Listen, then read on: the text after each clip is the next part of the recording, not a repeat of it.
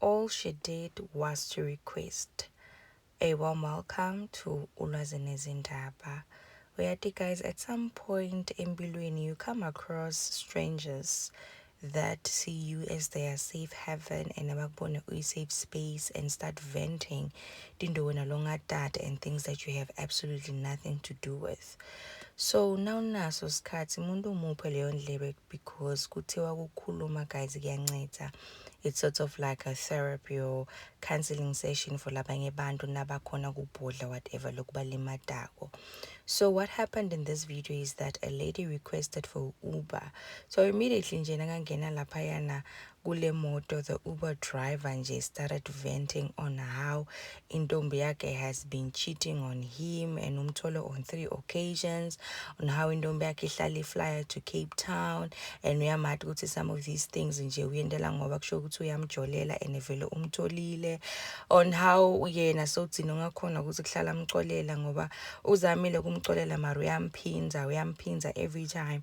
And so we thought ukuthi mhlawumbe this Uber driver is just making up all of these things nje, sibando singasho ukuthi man, only to find out nakafonela lo girl ukuthi hayibo letinto vele guys tikhona utiyendile.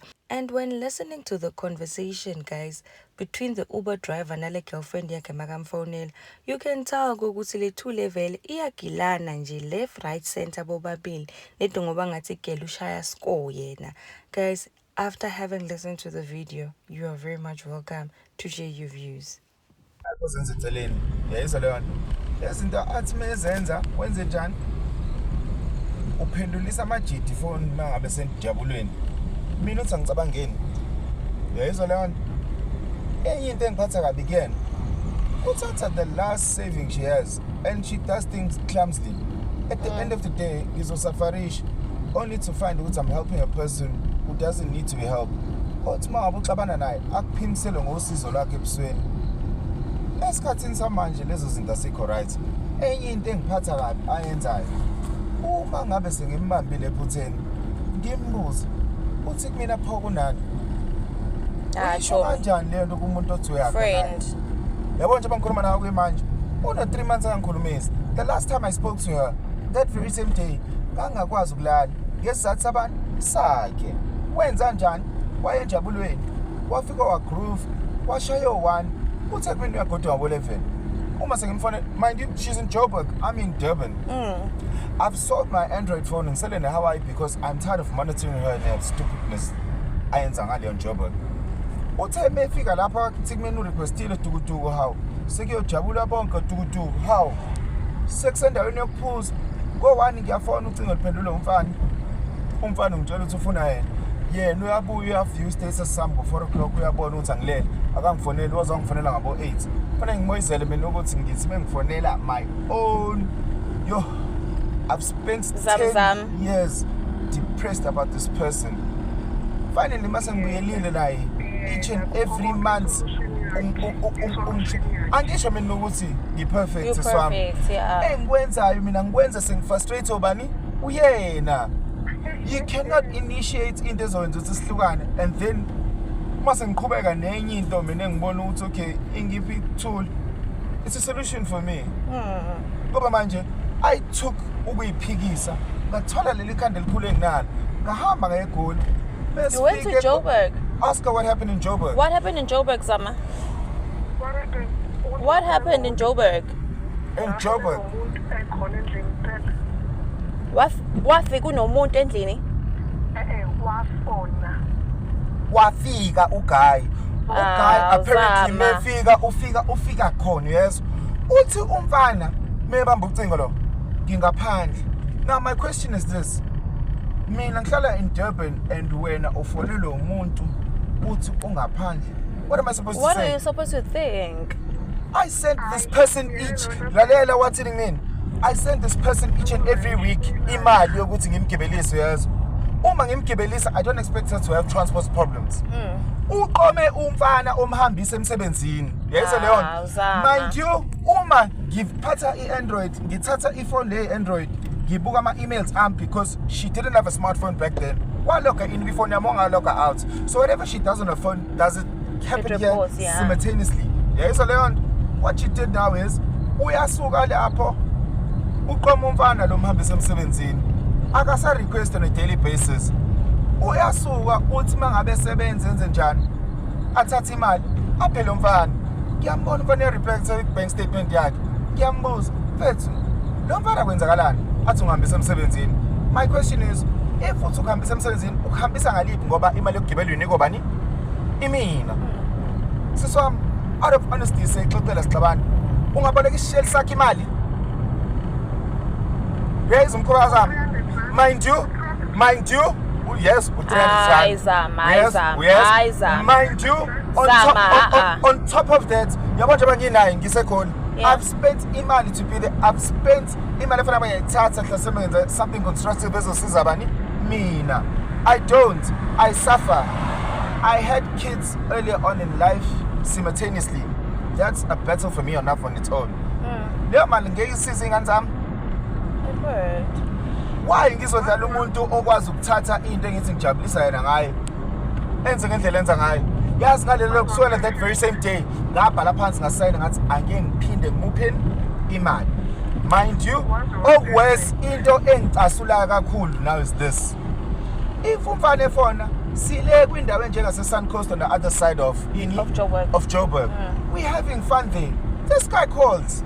So basically usisi wesithembi sengiyacela all right biza ke oyakho usohlala la ayifuna usijola ngathi babini it's fine I'm up there.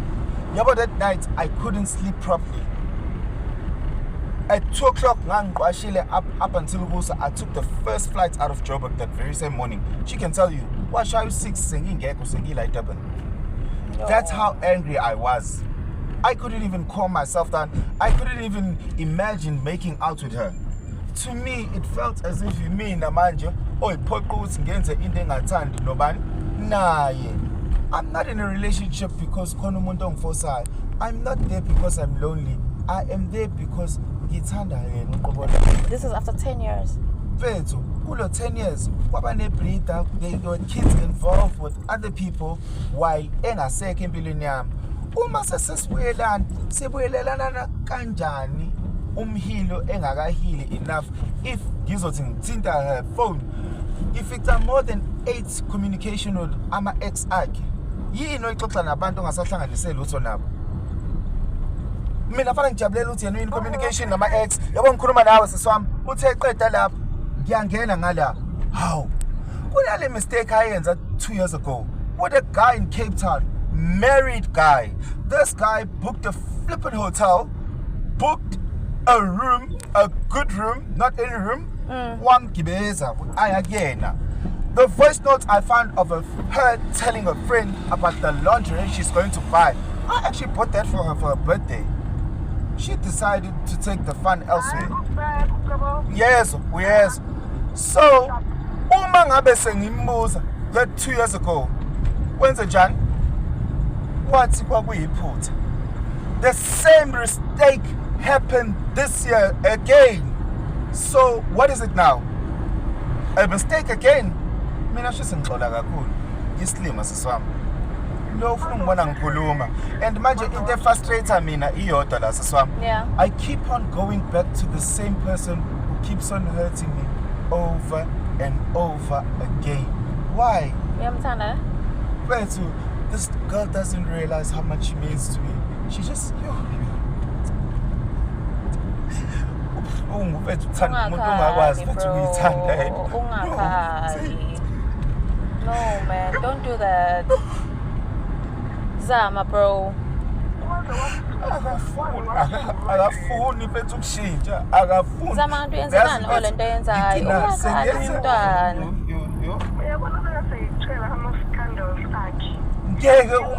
But he's not saying he's perfect. He's not saying he's perfect. Akasho kanjalo.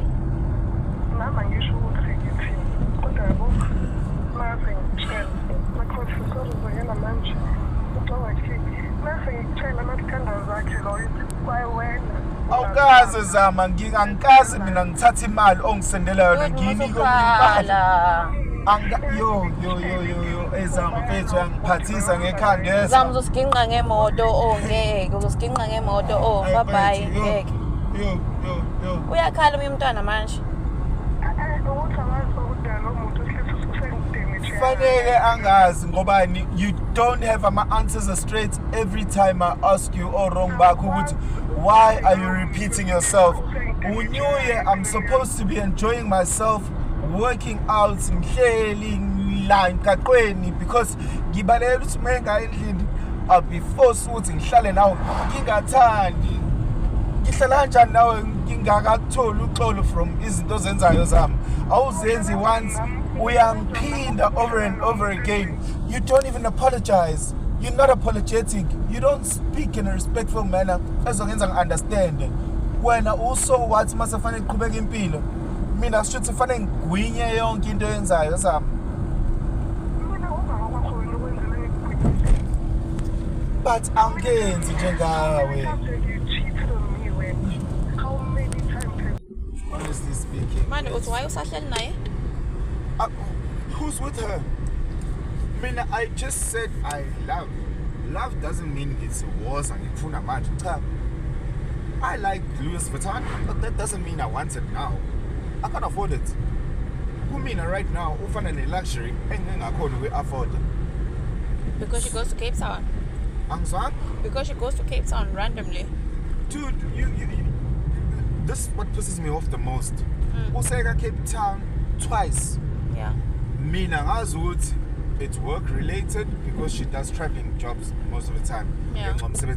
They do this pop-up kitchen, so it makes them interact nje all over. Yeah. Now what frustrates me is this. Ekwenzeni kwakhe lokho akwenzayo, hey, ungenza nangefana la. Ungenza ube annoyed because now into engizama uku-understand kuyo yonke lento ayenzayo. Iphendula uzosangana. Hey, ngeke lasangana. If ekwenza ukwenza kungonakele lutho. Yazi lento bethi limazana self-esteem yami. I understand if uthi uphume ngoba khona into engiyenzile. But wena masana uhambe nje.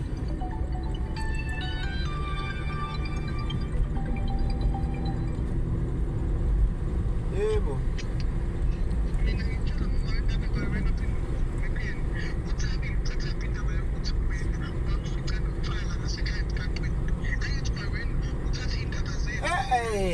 Sama, sengikufice nabafana abawu 3 on 3 different occasions. Ngikufice okokuqala ngikukhombisa ukuthi angiyithandi leyo nto, ngagcina sengikubeka isandla ngoba wangifrustrator. Ewesibili ngakufica ewesibili ngakufica with another guy. Ngakuyeka ngashaya ngathi ngikuboni. Ngabuya ngapaka imoto wajonga uthango lakini wathuka ngakubingelela ukuze kukhombisa ukuthi ngiyakubona. Akwenza ngalokho kulokho ogcina seswami ngimfice nomfana esishayela naye uUber emgonile outside kubo a month ago. So we understand ukuthi le nto le ayenzayo kumina ayina time frame engangokuba hayi this week ngazi ukuthi udedela uversion 1 version 2.1 version 2.3 ungiphinde futhi. Okay, uyaphela 3 months mase uyangiphinda futhi. Awungiphindi. Angithi wena uyenza nje eat some more. You guys are toxic for each other. Lona futhi uyangihlanyisa lona futhi uyangihlanyisa lona mina. You guys are toxic for each other. Ah, futhi ulona. You're toxic for each other. Mina nginisho isikhathi sokukhila. Yes. Kusho umuntu uzwa isikhathi sokukhila sishiwo umuntu uyacabanga ongenzanga lutho ngathi mengimbuza ngathi mina so i-event yase Cape Town is now an organized event. Sekufanele ngazi phela mina uthi shoot my Cape Town uyodliwe uyothenga luxury entsha. Wathula wangangiphendula because mina ngangikhombisa ukudina kwami. Valid. Yes wena umsulwa wena izona manje.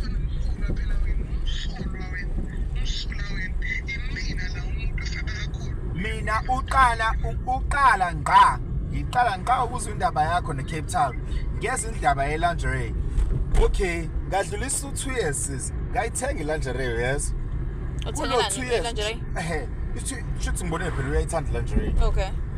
Le lingerie mase ngiyithengile On her birthday, I got her as a gift for who? Yeah. For her. Sangena. Ihamba with the tongue yakon. You understand? Yes. It is so sexy. It is a velvet lingerie. Something cute, simple and sexy. Kungangokuba ngenzela ukuthi abe honor yakhe because the last time I checked my voice notes, wayeseboleke yamngani eKapa. Oh. You understand? Okay. So it's slim mashu. Wawibolekile kwakwecebo. Yeah. Siswam, where's uzothenga ilingerie ayospice up relationship yendoda eshadile. Ayeke mina sidumo wakho shesha kuchame la. Ayosithenga shesha kuchame mina la. Okay. Angiyeke ke mina vila voto lakhe leli lisheshe uqhude. Mina qhude lakhe angiyeke ngoba phela shithi ngiyasi. Yes wa. Yes. What's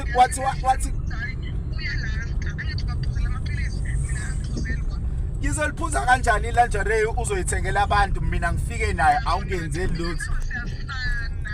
Yes. Oh. Lungile.